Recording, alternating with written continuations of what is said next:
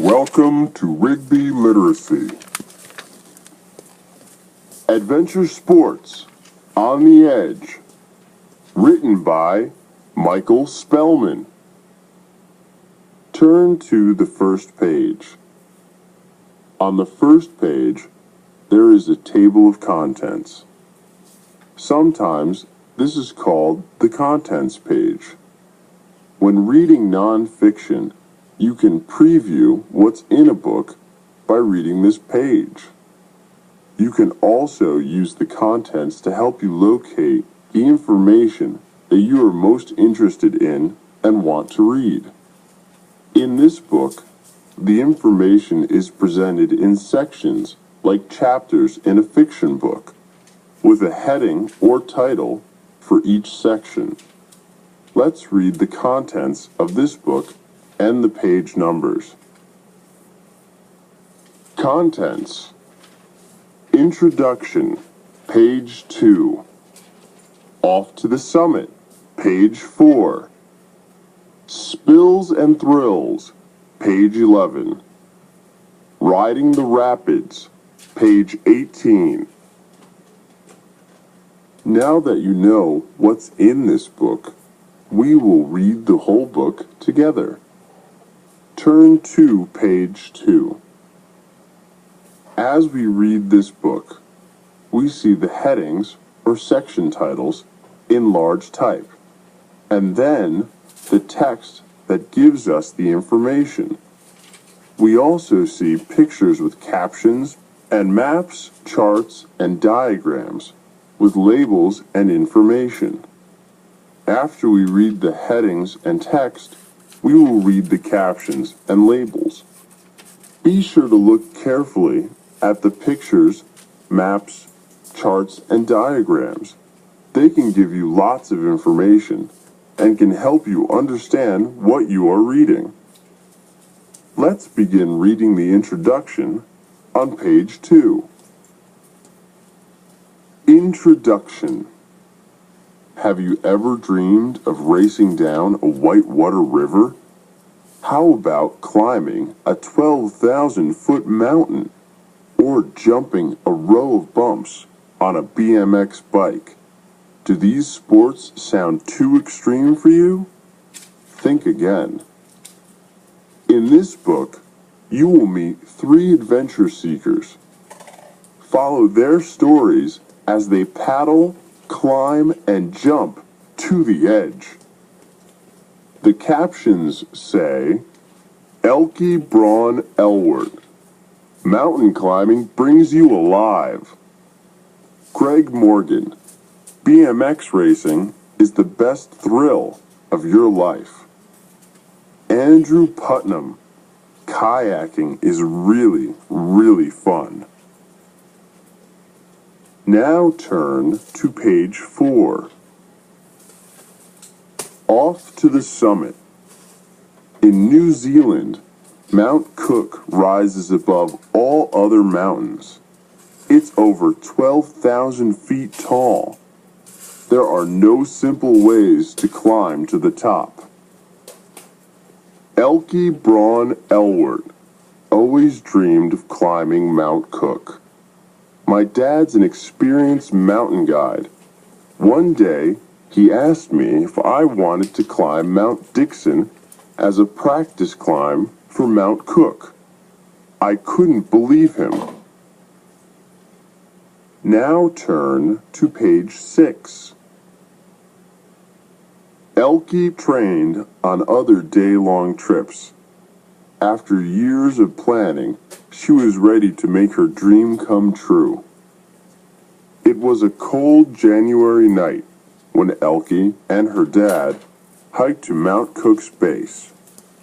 We climbed the Linda Glacier after midnight, says Elke. It was hard to climb in the snow. The caption says, we packed an ice axe, warm clothing, sleeping bags, first aid kit, food, drinks, and an extra rope. The labels say, helmet, jacket, gloves, ice hammer, ice axe, climbing boots. Now turn to page 8. My dad and I were roped together the whole time, said Elke. Near the top, there's a wall of ice. It's called the Chandeliers. That was the toughest part. The captions say, Mountain, Mount Cook, height, 12,316 feet. Location, New Zealand. Fact, highest peak in New Zealand. Mountain, Mount Washington. Height, 6,288 feet. Location, New Hampshire. Fact, wind speeds of up to 230 miles per hour at the summit. Mountain, Mount Elbert. Height, 14,433 feet. Location, Colorado. Fact, highest peak in the Rocky Mountains. Mountain, Mount McKinley. Height, 20,320 feet. Location, Alaska. Fact, highest peak in North America. Now turn to page 10. After 11 hours, Elke and her dad reached the summit of Mount Cook. It was so beautiful, we could see the curve of the earth. Spills and thrills. Imagine a 1,350-foot long dirt track with dips, bumps, and turns. If you want to be a winner, you must pedal faster, turn sharper, and jump higher than anyone else. That's BMX racing. Now turn to page 12. Greg Morgan is one of the top BMX racers in the United States. He began racing when he was 5 years old. Bicycle motocross began in the 1970s, when kids in California made their bikes look like motorcycles. Then they set up a dirt track in an empty field. Today, over 50,000 riders of all ages compete in BMX races all over the country. The caption says, "To become a good racer, it takes time and practice. I flipped over 5 times in my first race." Now turn to page 14. BMX racers have to be ready for sharp bumps and turns. My bike is pretty tough, says Greg. The wheels are small. That makes it easy to turn and jump. I think a helmet is the most important piece of safety equipment. Each BMX bike must pass a safety inspection before a race. Inspectors check everything. They make sure your wheels aren't loose. One time, at the Nationals, the inspector told me my chains were too loose. I couldn't believe it. The labels say, helmet, mouth guard, gloves, shoes, chain. Now turn to page 16. Race time. 6 to 8 bikers line up at the starting gate. The gate slams down and the riders are off. Dirt flies everywhere. You have to stay in your lane and keep your eyes on the track, says Greg. I only worry about my time at the end of each race. It takes about 35 seconds of fast pedaling to cross the finish line. Greg's best time is 28.6 seconds. He knows he'll have to work harder each year to stay on top. Who knows? Maybe I'll try mountain biking next. I love the excitement. The labels say, start, finish. Now turn to page 18. Riding the rapids. There are many whitewater rivers in Vermont. Kayakers need to read the river to paddle around sharp rocks and steep falls. Andrew Putnam kayaks with Team Adventure.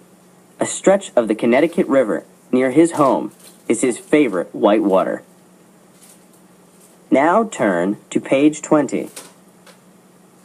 I was pretty nervous the first time I kayaked this river. It's a class 2-3 river.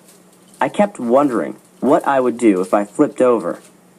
The best time to kayak is during the spring. That's when the river is fast. Rivers can be icy cold in the spring. That's when I wear gloves and a wetsuit. The caption says, I got my kayak for a present, says Andrew. My mom and dad hid it in the barn. The paddle has 2 blades, one on each end. The labels say, helmet, kayak, life jacket, spray skirt, paddle. Now turn to page 22. Racing is the best, says Andrew. Gates with colorful flags hang from wires above the water. The goal is to paddle through the gates as fast as you can. Kayaking can be tricky. Once the back of my kayak went under, and the front end went straight up. That's called an ender. Sometimes waves can push a kayak over. Then Andrew uses his body and paddle to flip back up. It's strange when you're underwater, but it feels good when you get back up. The caption says, Class 1, easy, some rapids with small waves. Class 2, novice, rapids with some fast swirls and waves up to 3 feet. Class 3, intermediate, swirls of water may be strong, waves up to 5 feet, and small falls. Class 4, advanced, long stretches of white water with powerful waves and swirls. Class 5, expert, very long stretches with strong rapids. Class 6, extreme, nearly impossible and very dangerous. Now look at the map of the river. Follow the arrows and numbers from start to finish to trace the path that Andrew followed in the kayak race. The map key will tell you how to locate the gates and the dangerous places along the race course. Now turn to page 24. This is a glossary. A glossary is like a small dictionary. It's a section in the back of the book that gives definitions of words that might be difficult for readers to understand. These words are listed in alphabetical order. If you come to a word that you don't recognize while you are reading, you can check it out to see if it's in the glossary. Let's read the glossary together. Glossary. Base, the lower part or bottom of the mountain. Blade, the wide, flat part of a paddle. BMX, bicycle motocross. Glacier, a large body of ice. Rapids, parts of a river with fast-moving waters. Summit, top of a mountain. Track, a course laid out for racing.